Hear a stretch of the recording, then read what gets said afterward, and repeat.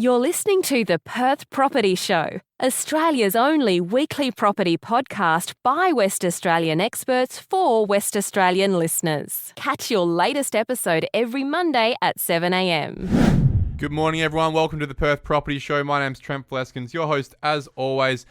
This morning, we are very lucky to have Sam Reece in. She is the Director of Australian Apartment Advocacy, and today we are talking apartments, obviously. Sam, thanks for coming in. Thanks, Trent. It's been a while since we've chatted apartments. Last time we had Luke Parker in discussing how we build them, the process of developing apartments. But I thought it would be a good idea to have you in because you are the authority these days on making sure that we are advocating for the owner, the tenant, the owner, the person who lives there. Because once you've built them, obviously just like any house, there can be defects, there can be the pros and cons of living in apartments. And your role these days is not only, I guess, to advocate for apartment living, but also advocate for people who are living in apartments and their protections along the way. Is that correct? Correct. So I call myself the Erin Brockovich of apartments. I like that one. Will you have a movie made after yourself? I'd love to. I would love to. I think that there's always a place for a strong woman in any kind of movie role where she advocates for consumer protection. Well, I'll tell you what, you need a strong woman when it comes to advocating for people in the apartment development space because you're dealing with some pretty powerful people, aren't you? Oh, I do hope that at some stage that I will actually put the fear of God in those rogue developers and they'll see me coming. And that's the whole idea why I've done an education kit, which you're aware of, Trent. So the idea is that when buyers are going in, they can start asking those tricky questions to the developers, and those developers actually will have to start pulling up their standards. Why haven't they been too up? Is that just because no one's been keeping them accountable? Correct. So like Cheryl Curnow, keep those bastards honest. That's the kind of role I'm playing now. And it's great because those people in the development sector who actually are already doing quality developments, they're really glad for that booklet as well because they actually are looking to get those rogue developers out of the system as well. Can you give us a little bit of a picture of what the landscape has looked like over maybe the last 5 to 10 years, especially before you started getting the broom through the kitchen? Listen, we've had a lot of issues, Pizarros, I can say that now because they've obviously gone into liquidation or closed their business, but there's been a lot of cases where we've actually seen water membrane issues, we've seen construction issues in terms of structural integrity being compromised. Opal Towers and Mascot Towers come to mind immediately, and so, we're actually having to now actually take a different standard with how we want these apartments built. They're not built the same way that houses are built, are they? Well, no, because in fact, you're not talking about just one house. So sometimes you're talking about 20, 30, 120 houses in the one complex, and that's why it makes it more complicated and why there's more requirement for standards. They're not double brick anymore. The old tilt BGC panel flats used to be Yeah. still those. You see them, they're 60s flats. They're still brick, 5, 6, 7 stories, even 12 stories high in Mosman Park or Maylands. But as you just said, they're tilt panel concrete, and internally, it's amazing to think a $24 million apartment from Blackburn in Subiaco or Peppermint Grove could be made out of steel panel and some insulation and some gyprock. Correct, and we're now seeing our first timber-built apartment in Midland, which is also great. And of course, Pete's been doing that in South Australia for quite some time now. But it's all about what you put into the building in terms of acoustics, the water membrane, the structural integrity. It doesn't matter if it's tilt panel as long as it's actually built correctly. Okay, so as you would know, we're all sort of sticklers here for double brick. And it's one of the reasons I think the apartment market hasn't kicked off the same way in the East Coast, because people go through the apartments, they knock on the internal walls and realize they can hear each other speak between the wall, and it's a very different thing for us. We probably still connect that to the idea of a fibro state housing house, right? Whereas over in the East Coast, that's just been the standard for decades. It is what it is, whether it's a house or it's an apartment. They're not building with double brick and certainly not brick internally. So how do you think we get over that as buyers before we even get to a point where we're moved in? In our kit, we actually have a series of questions that you should be asking the developer or the actual sales agent before you actually think about signing the contract. One of those is to actually be provided with an acoustic report or be guaranteed an acoustic report, and that should be contingent. You actually don't want to actually settle the apartment until you've seen that acoustic report. We're also asking for a water membrane manufacturer's warranty. Now that means that the water membrane manufacturer actually comes out and actually sees the membrane being installed, gives the tick, because then you actually have a 10 to 15 year warranty on that, which exceeds obviously the 6 years you get with the statutory building warranty. I was reading an article yesterday in the AFR about the Park Avenue apartment building in Manhattan, where that building, which was built a couple of years ago, I believe, I mean, it was 5 years ago, and the apartments there are 15, 20, 30, 40 million dollars each, right? And you could be on the 70th floor, and it was that tall and that skinny that you could feel the apartment swaying in the wind, right? But not only that, it's had tens of millions of dollars now of defect issues because of, I assume, things like water membrane, where someone would have a leak on the 60th floor and it starts to leak down to someone on the 40th floor. Yeah. And obviously, they're pushing the engineering of this to the extremes in some places around the world. We're nowhere near that, right? We're working well within that, but it just demonstrates there's a lot of risk in having an apartment that isn't the top one. Yeah, well, I think at the end of the day, you want to go with a developer that's been developing apartments for a long time, right? You don't, when we go into a boom, which we're going to go into a boom now with WA, what you tend to find is that people who've been building townhouses think, oh, I'll build apartments. And then they go into apartments and they just don't understand the complexity of it. So just make sure you know that you're building with a reputable builder and a reputable developer, and that they're not going to disappear overnight as some Phoenix companies do.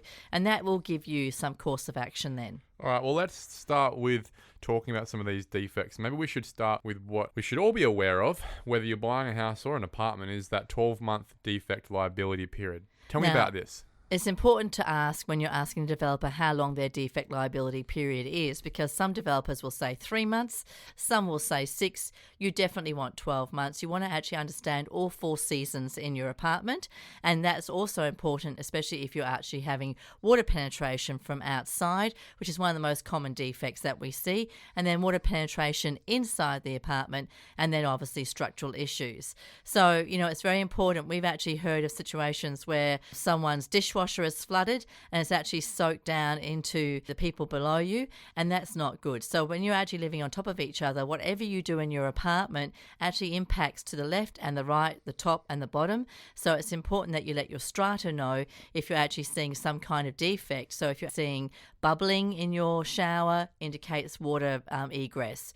Let your strata manager know, because what's affecting you is probably affecting your neighbours. Okay, so you want 12 months. So are you telling me that if an apartment developer that I've gone to see at the sales office this morning says, no, sorry, we only do 6 months, are you saying walk away? Walk away. You'd never buy an apartment if they didn't have 12 months? No. Okay, good. I like that. That's some sound advice from Sam here. Guys, if you are buying an apartment off the plan, which most of them are, when you're buying them, they're mostly off the plan, which is something we can talk about later, I guess. If they're not giving you 12 months, then you're not giving them a signature. Yes, no. And if you also are buying and your defect liability period is actually going to come to an end, then you want to make sure that they extend that defect liability period until you have settled, so that you can ensure that you actually get to check your apartment as well. Next question.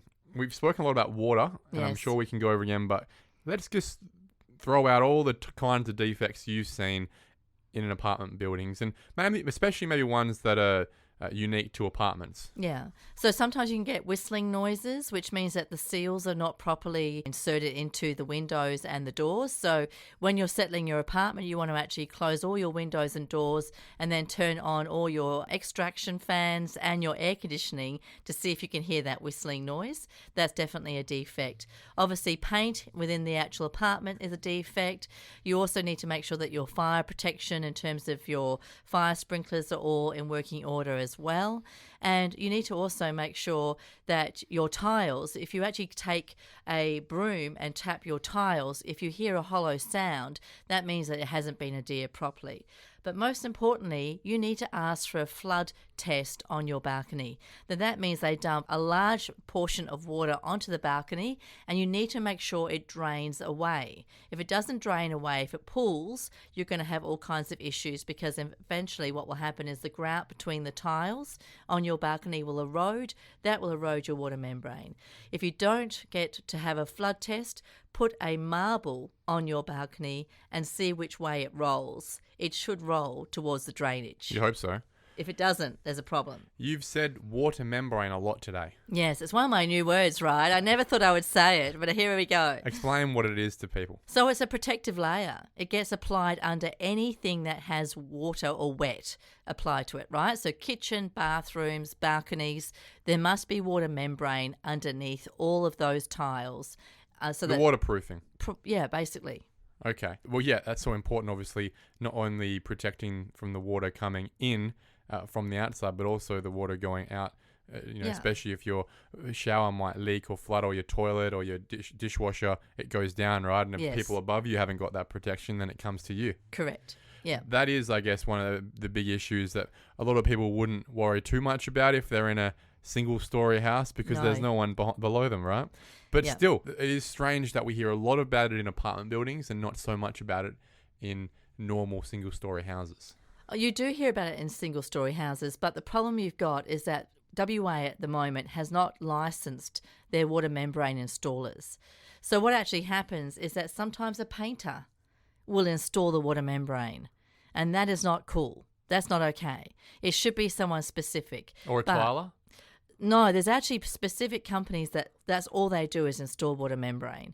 And the thing is that when the developer's squeezing down the builder for the cost, and the builder's then squeezing down its subbies, sometimes it will actually let somebody else who's not qualified install the water membrane as a cost factor. But it's crucial to the health of that building. That's essentially the foundation of the building. Correct. Is the water membrane. It's the one thing that should never be compromised. Okay. So let's say that some of these defects do start appearing, and it's probably reasonable to expect that there will be defects. It's just not critical defects, right? Correct. What do we do?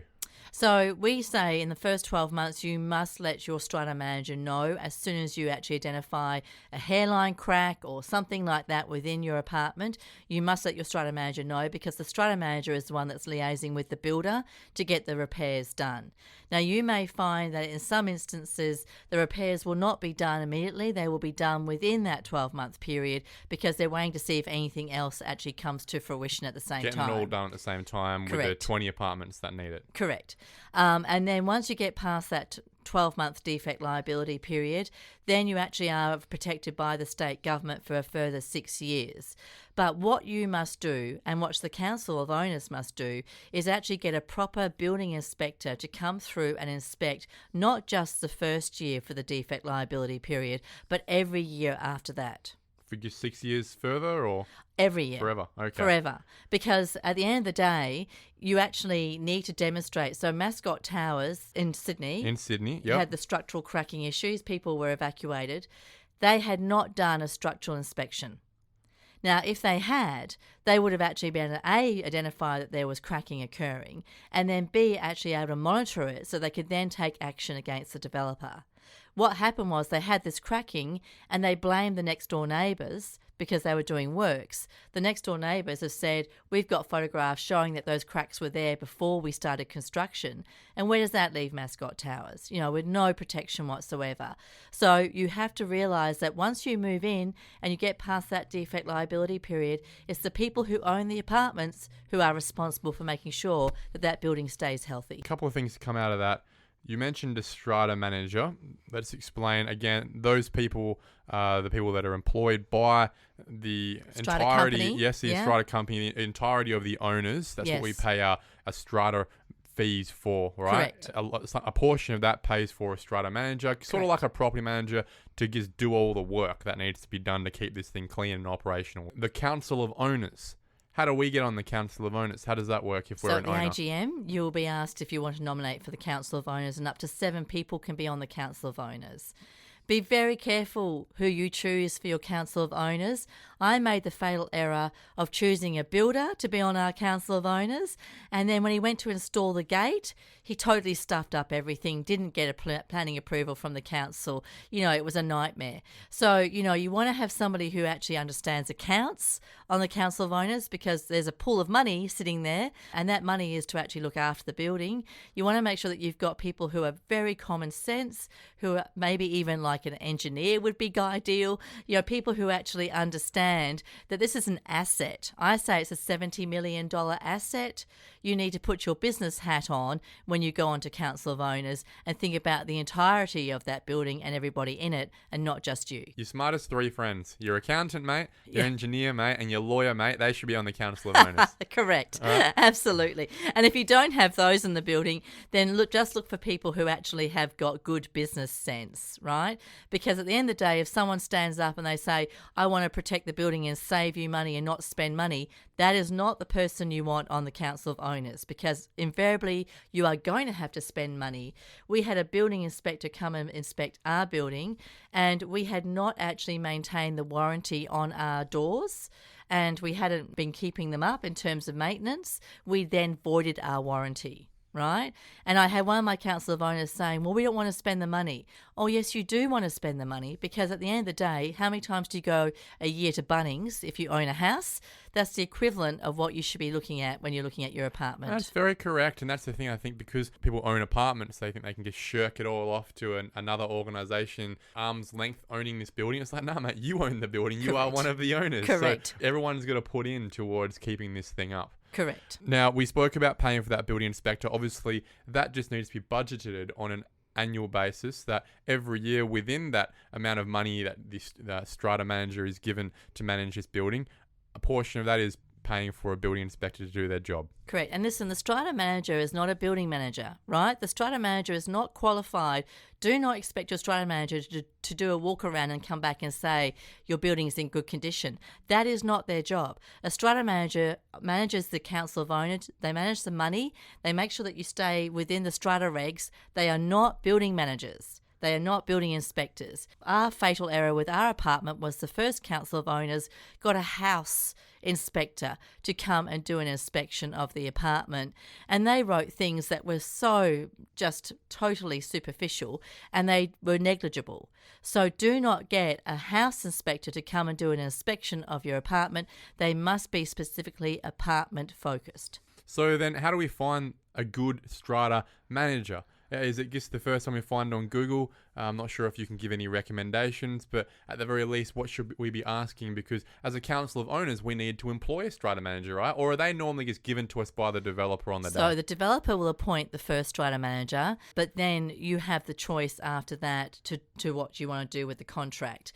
We actually just appointed a new strata manager for our strata company, and we actually did have a criteria. So we wanted to make sure that the strata manager actually was experienced with the same kind of building that ours is. So if you've got a strata manager who's used to managing buildings that are maybe 20 and you've got 120 apartments in your building, they're not going to be suitable for you.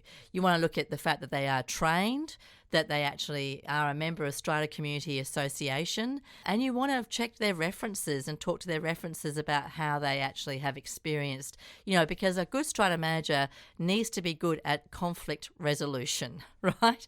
You don't want someone who's a pushover.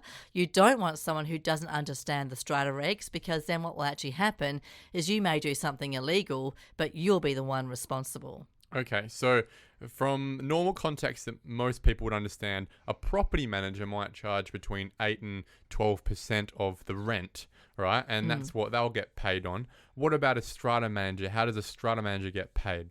It usually is on the basis of the number of apartments within a complex and how many tasks and jobs you want them to do. Our strata manager attends our Council of Owner meetings. They take the minutes. They action all the items that come from that. I found that before, when I joined the Council of Owners, we didn't have our strata manager joining us for the meetings. My Council of Owners were making bad decisions and things were just piling up and not getting done. So as soon as we got the strata manager involved in the meetings, we started to see some real traction and we started to actually get some things done that need to be done. So, be very mindful of the fact that they're a tool to you and you should be using them to their best advantage. Okay, so they're not paid the same as a property manager. It's essentially an agreed fee based on the size of the building and the things that you want them to do. Correct. And you can tailor that with any commercial arrangement the way that the Council of Owners want their strata manager to be involved. Correct. Okay, awesome. That's really good to understand. Let's finish this conversation off quickly by going through that booklet you were speaking about before, the Australian Apartment Advocacy have developed. What's the point of this thing and how do I get my hands on it? So we actually created this because there's no other kit like it in Australia. I'm very pleased to say that this week I've actually had conversations with Victoria Building Authority about doing something very similar in Victoria. So it's very important when you're looking to buy an apartment. The interesting thing was that I had 13 people on that working group helping me create that kit. And when we wrote the pre-settlement checklist, I actually realised after we had finished that when I settled my apartment, I had been negligible. That's cool. And I like I'm that. meant to be the expert in apartments, Yeah. right? So the thing is that, whatever information you can actually, digest and actually helps you make a more informed, empowered choice, that's what we're all about. And you can get them because they're free. So if you come to our website, waaa.net.au, there's a little tab at the top. It says Education Kit. Click on there and it will download from there. Very good. Thank you. Last little bonus question.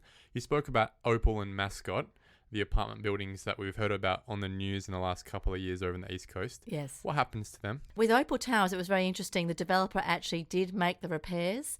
The issue that was with Opal Towers was they actually had like a teardrop feature in the building, and when they applied the Rio, which is obviously to strengthen the concrete, the Rio was put in upside down. And the engineer that did that is in a lot of trouble, right? That signed off on that. So that actually with Opal, they paid for all the residents to be housed in a hotel while they did the repairs. They did the repairs and then all the residents have moved back in, and they've given a 20-year guarantee on those repairs, which is great.